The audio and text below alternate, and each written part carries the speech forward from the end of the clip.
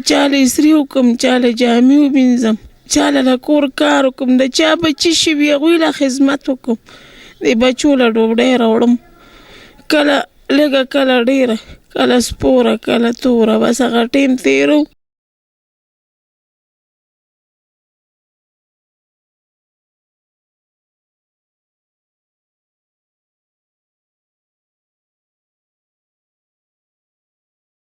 دا چې اوس عمر جمدی ور مونږ به د 2,500 کور کې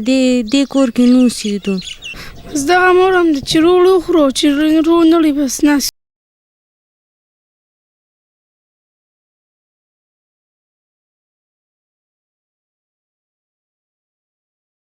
بسم الله الرحمن الرحیم. د 400 جرنالست ټیم نن د 400 علاقه د سوریه کمر د سوریه کمر ته راغلي یو. دلته کې یو ډېره افسوس او د غم یو واقع هم ده او د دې نه علاوه لکه که تاسو د کور ته د کیمرې په نظر کتلي یا ته په سکرین ښکارېږي، دا یو کور دی او د کور کې که تاسو دا کمره وګورئ، که دا کچن وګورئ، دا چې کوم خاندان دی دا دلته په 2,500 روپۍ لکه په کرای اوسېږي. د دوی د څاروي د ماښام وینه دوی ته یو واقعه هم پېښه شوې وه. داسې 2 کاله روان دی. دا مشر سړی چې کوم ناست دی غندل د ده نوم دی، د ده ځوان زوی چې کوم دی په روژه کې روژه ماتې ټیم کې چا ظالمانو ویشتو، هغه به لکه د کور ته خصمانه به یې کوله، مزدوري به یې کوله، دا بوډا پلار به هم ساته او دا مور به هم ساته، دا ټول کور په هغه باندې جوړ و، دا کور ټول رونق د هغه د مخه و. 2 کاله وشو هغه چا ظالمانو ویشته دی او لکه د هغې غم د وجې دې بابا چې کوم کټ کې تاسو ویډیو په سکرین تاسو ښکارېږي، دلته د هغې د وجې د هغه د دوی د بلتون او چونکې د مخکې وینې د ده په مخ کې هغه په وینو لمبولو، نو لکه دلته هغه نه د زړه بیماري لګېدلې ده.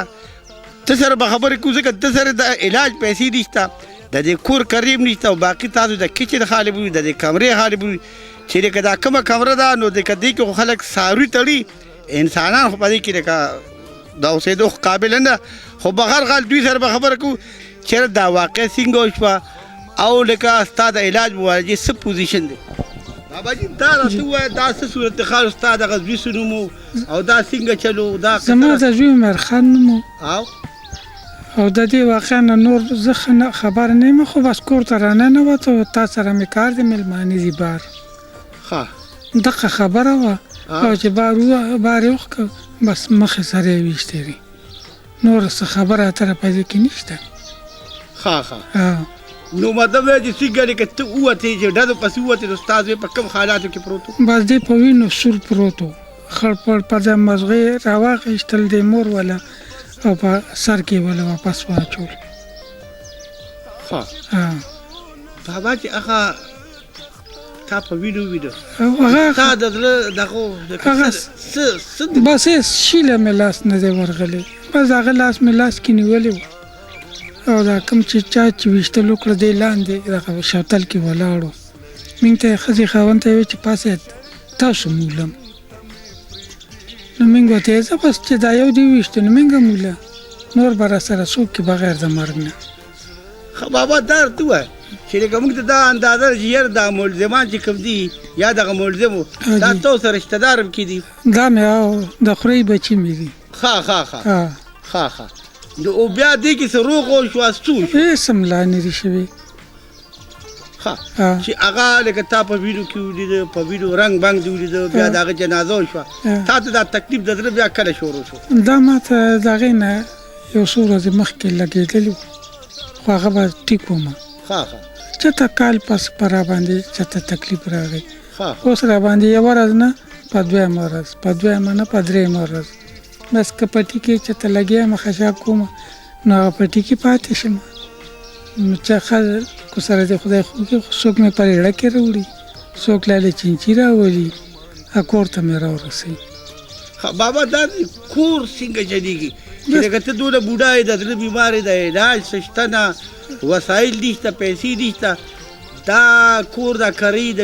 بل لکه د کرۍ کور هم دی، د دارو څه چلېږي؟ بس د دارو ګولۍ لاله د خپله ټبر مې دا لاله راوړي داسې یو بوتلګۍ شان تېرې بس په هغې زما ټیم تېرېږي چې هغه واچوم نو زړه مې ټیکي او چې هغه نه اچوم بس په سینه مې یو قسم درد وي په دې ځای چې زه یم خدای سینه مې وچاوده بعد ته وویل چې د عمر په څونه خفه یې ډېر زیات ورپسې خجي خفه یم زما زړه مې درد کوي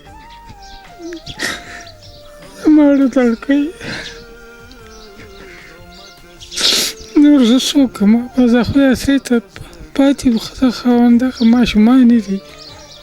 هغه ټایم د خدای تېروي که سپوره ده او که توره ده هغه ټایم خدای تېر کړي په زړه مې دا ارمان دی چې دغه خدای دغه شان په خپلو وینو کې ولمبوي دغه مې ارمان دی بابا نه بعد اوس موږ ځو لکه دې کور والا چې هغه بهادره مېرمنه ده چې هغه اوس د ټول کور خسپانه کوي نو هغې سره په دې حواله څه خبرې کوو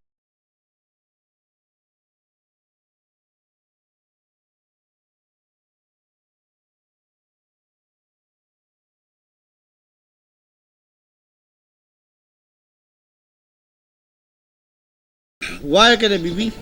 ژوند څنګه تېرېږي عمر خان پسې څونه خفه یې خوب درځي نه درځي څه حساب د ژوند په څه تېری بس خاورې تېرېږي بس کله وي کله نه خوب نه راځي اړه مې خفه شي خو څوک هم تور سره مې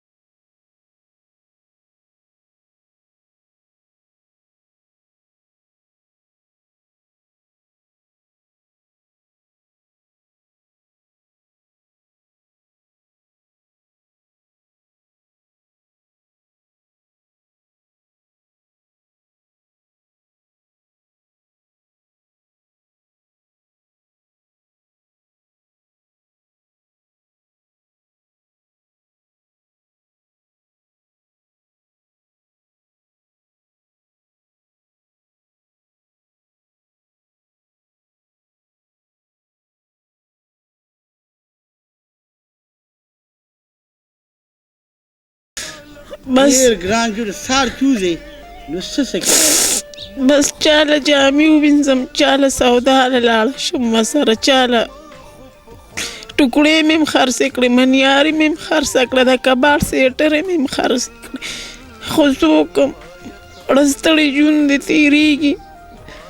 او بغیر د خپله خدایه مې څوک هم نشته خو خدای دې پردو سره په لوی ارواز خو کې پردي را سره کوي خپل لا سره نه کوي بیبي دا کوټه چې کوم ده دا چې مونږ که به ووینه که نه نو دې کې خو څاروي اوسېږي او دې کې خو تا کچن هم جوړ کړی دی دې کې خو اخلي پخلي ژوند په دې کور کې څنګه تېرېږي بس تېره وروره څوک ډېره غریبي م ده بل کور مور نشته بس دا کور دی خدای ورسره خو کې کري نه نظر نه علي په خپله وله کري ورکو چې کله وشي ورکو کله ونشي بیا راته صبر وکړي بس وخت تېرو نو بیبي عمر خواته هم ډېر یادېږي ډېر یادېږي زه تحصیل ته پیاده ځم د هغه لپاره ځم راځم د میل شاته ښخ دی په مقبره ورځم کښېنم چې بیا راځم بیا خپو ته کښېنم یم زه ستړی یم زه دمه شم بیا به ځم بیبي په زړه دې ارمان څه دی د هر انسان ارمان وي که نه ارمان د زړه څه دی بس تور زرې راته پرېښې دي بوډا پلار یې راته پرېښه دی ما سره پردي کوي پردي راباندې ډېر خفه کېږي خو خپل راباندې نه خفه کېږي دې مزې مې بله ورځ وی بېبي ما له غوښه راوړه نو زه ډېره خفه شوم ما یې بچیه زه تا له غوښه زه راوړم نو ما وله د 50 روپو قیمه راوړه خو ډېر اور یې راته عمر پرېښی دی ډېر اور دی که نه زه چې تاسو پسې درشم نو زه ډېره دسوخه تاسو پسې درشم یم زما زړه نشته ډېر ډېر ګران ژوند دی بس الله ته اسانه دی چې ما ته ګرانه ده بله ورځ مې یا الله ښکلي ودونه خلکو کره راولي یا الله ښکلي بچي خلکو کره راولي چې زه دې بچو لاسته راوړم بس هېڅ زړه مې نشي تر هغوی د سبقونو غم مورې داسې بارالم مورې دالم اوس راته وایي مورې ختم به مې جومات کې څنګه چل به کوم مدرسه کې بچیانو مو لیکه نو چې یې ګورو به نو ما سره خو نشته نو مورې نوم نه لیکم نه ولیکه لورې الله به رحم وکړي یاره جي ما خو په وینو کې نو لیدلې خو چا چې د الله د حکم خلاف دا کار کړی دی هغوی به چرې نه خوشحالېږي دا چې اوس عمر جمدي ور موږ به د 2,500 کور کې